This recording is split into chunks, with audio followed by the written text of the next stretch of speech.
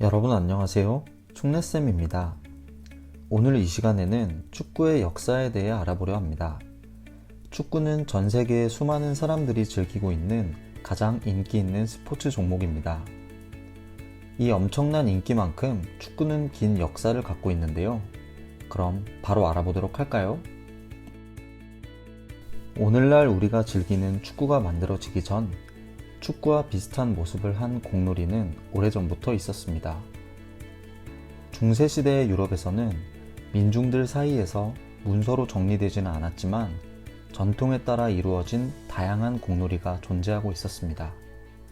대표적인 예로 프랑스에서는 많은 사람들이 두 개의 팀으로 나누어 버드나무 가지로 만든 공을 상대팀의 진영에 공을 옮겨놓기 위해 경쟁하는 형태의 공놀이가 존재했다고 합니다.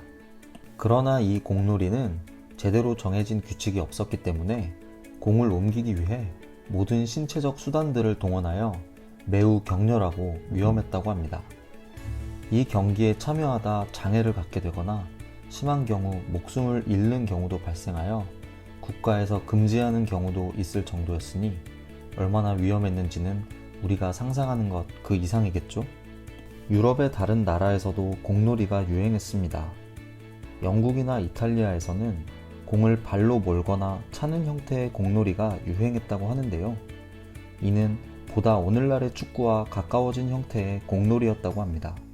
하지만 점차 시간이 흐르고 18, 19세기가 되며 유럽 사람들은 이러한 격렬하고 위험한 공놀이를 즐기려 하지 않았고 더 이상 축구의 형태로 발전할 수 없게 되었습니다. 그러나 영국에서만은 이 구기 종목이 인기를 유지하고 있었는데요. 당시에 여러분과 같은 중고등학교의 학생들이 여가 활동의 하나로 공놀이를 즐겨하기를 좋아했습니다. 이 당시의 학생들은 나름대로의 규칙도 정해가며 조금씩 오늘날의 축구에 가까워진 공놀이의 모습을 만들어갔습니다. 이에 학교와 학부모들도 이러한 공놀이의 교육적 가치를 인정하기 시작하여 학생들끼리 문서로는 기록되지는 않았지만 나름대로의 규칙, 경기 시간, 경기장 규격들을 정한 형태의 공놀이를 발전시켜 갔습니다. 이후 영국이 산업화됨에 따라 스포츠 참여에 대한 인식도 조금씩 바뀌었는데요.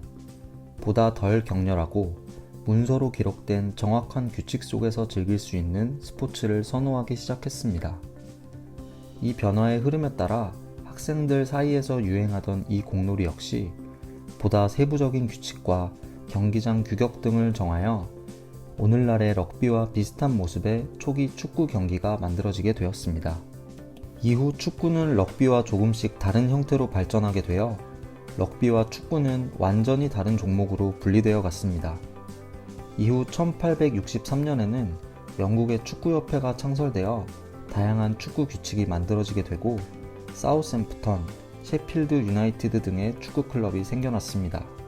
이렇게 영국에서 조금씩 유행하기 시작한 축구는 전국적으로 많은 클럽팀이 만들어지게 되었고 해외 축구에 관심이 있다면 익숙할 팀들이 이때부터 만들어지기 시작했습니다. 건강한 육체를 지닌 기독교 정신이라는 슬로건을 내걸고 종교적 색채를 띠는 클럽들인 아스턴 빌라, 블랙풀, 볼턴 원더러스 등의 팀이 생겨났고 산업화에 따라 생겨난 기업들이 만든 클럽인 셰필드, 웨스트햄 또는 철도 직원이나 노동자들로 이루어진 맨체스터 유나이티드 등이 대표적인 팀들입니다. 시간이 지나며 영국 전역에 1000개가 넘는 클럽 팀들이 창설되고 영국 축구협회에서는 전국적으로 통일된 축구 규칙을 정리하여 이를 따르도록 하였으며 전국의 클럽들을 중심으로 대회를 치르게 되었습니다. 이렇게 대회를 치르게 되면서 축구의 규칙도 점차 변화해 갔는데요. 초기 대회 때까지만 해도 골키퍼는 손으로 공을 잡을 수 없었고 11명의 선수 중 8명의 선수가 공격수로 경기에 참여하는 등 오늘날과는 매우 다른 모습을 하고 있었습니다. 1870년대가 되며 골키퍼의 손 사용이 가능해졌고 대학팀들의 주도에 따라 수비 선수 배치의 필요성과 공격수 숫자의 제한이 이루어졌습니다. 또한 초창기의 축구는 지금처럼 패스의 중요성이 강조되지 않았는데요. 공격수가 많다 보니 패스보다는 드리블과 화려한 묘기를 구사하는 형태의 축구를 했다고 합니다. 그러나 점차 수비 선수의 수가 늘고 선수 개개인보다는 하나의 팀으로서의 전략이 중요해짐에 따라 패스가 중심이 된 축구로 변화해 갔다고 합니다. 이렇게 영국에서 출발한 축구는 1870년대 이후 외국에 살고 있는 많은 영국인에 의해 전파되기 시작했습니다. 유럽은 물론 라틴 아메리카, 아시아, 아프리카에서도 축구를 즐기게 되었습니다.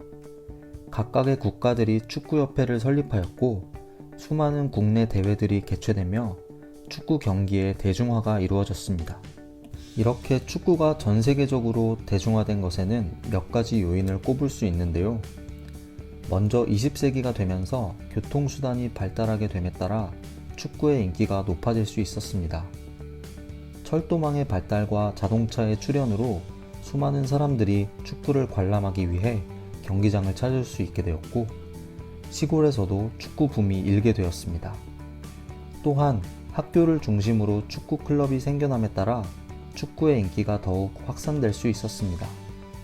학교 클럽이 각각의 지역에 축구를 보급하는 역할을 하였고 학교 축구 클럽을 따라 기업, 노동자, 교회의 클럽들이 만들어지며 다양한 사회계층의 사람들이 축구를 즐길 수 있게 되었습니다. 이후 유럽 국가들이 자신들의 식민지 국가에 축구를 전파하였고 이 외에도 많은 선교사들이 외국에 축구를 소개함에 따라 전 세계적인 축구 전파는 계속되었습니다. 이에 따라 마침내 1904년에는 국제축구연맹인 피파가 창설되었습니다. 이후 피파에 가입하지 않고는 외국의 클럽과는 축구 경기를 할 수 없게 되어 많은 국가들이 피파에 가입하였습니다. 이후 전 세계적인 축구 참여가 확산됨에 따라 피파는 1930년 우루과이에서 첫 번째 월드컵을 개최하였습니다. 월드컵 개최와 함께 축구 규칙도 보다 오늘날과 같은 모습으로 변화해 왔는데요. 이 시기에 오프사이드라는 규정이 처음으로 생겨났고 다양한 수비 전술과 오늘날과 같은 포메이션, 훈련 시스템들이 정립되었습니다. 이후 축구는 라디오의 발전, 텔레비전의 등장과 함께 더욱 큰 영향력을 발휘해 갔는데요. 텔레비전으로 축구 시청이 가능해지며 축구의 인기가 높아짐에 따라 거대한 기업들이 축구 경기 시간에 광고를 내보내고 기업들이 직접 축구 클럽에 투자하거나 클럽을 운영하는 등 자본주의의 발전과 함께 축구의 발전 규모도 매우 커져갔습니다.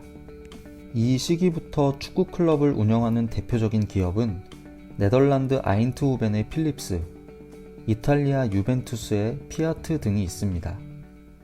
이와 함께 거대 기업들은 막대한 양의 부동산을 소유함과 동시에 브라질, 유럽 등의 수만 명을 수용할 수 있는 대형 경기장도 건립하며 더욱 축구의 인기를 높이는 데 큰 역할을 해왔습니다.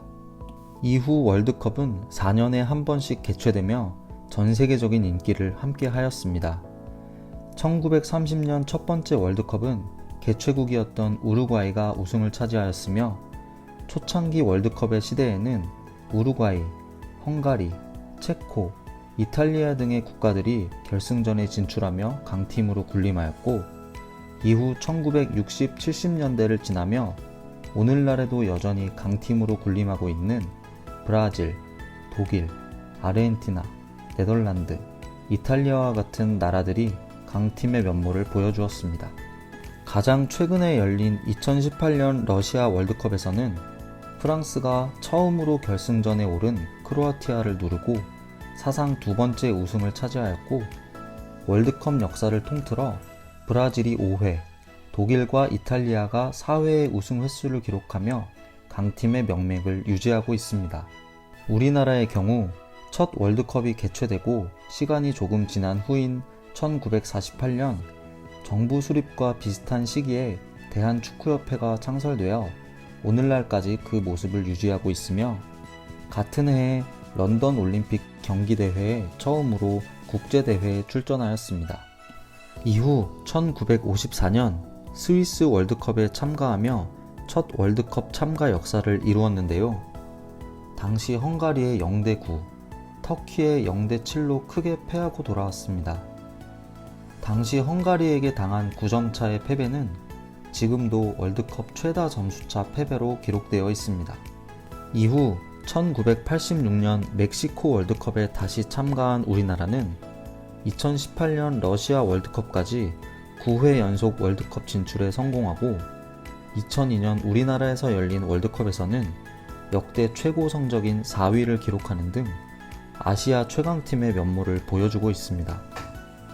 2022년 카타르에서 열리는 월드컵 진출에 성공하게 되면 10회 연속 월드컵 참가 역사를 기록하게 되는데요. 이는 전 세계 월드컵 참가 역사에서 손에 꼽히는 대기록이라고 합니다.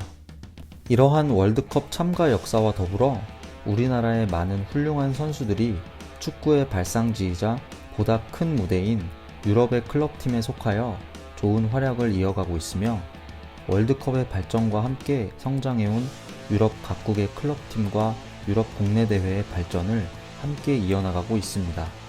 현대 축구는 온라인 판독 시스템과 비디오 판정 시스템인 VAR 등 첨단 기술을 활용한 변화가 일어나고 있으며 더욱 높아지는 선수들의 몸값, 중계권료의 상승 등 그 발전을 계속해서 이어가고 있습니다. 자, 지금까지 축구의 탄생과 현대 축구의 모습에 이르기까지 축구의 역사를 함께 알아보았습니다. 이제 우리가 접할 수 있는 축구 경기나 월드컵을 볼 때 어떠한 과정과 역사를 거쳐 오늘날과 같은 모습을 하고 있는지 보다 넓은 이해의 틀 안에서 축구를 바라보게 되지 않을까요? 그럼 오늘의 이 영상이 여러분의 또 다른 체육 지식을 넓혀주었길 바라며 다음에도 더 재밌는 영상과 함께 찾아오겠습니다. 그럼 다음에 또 만나요. 안녕.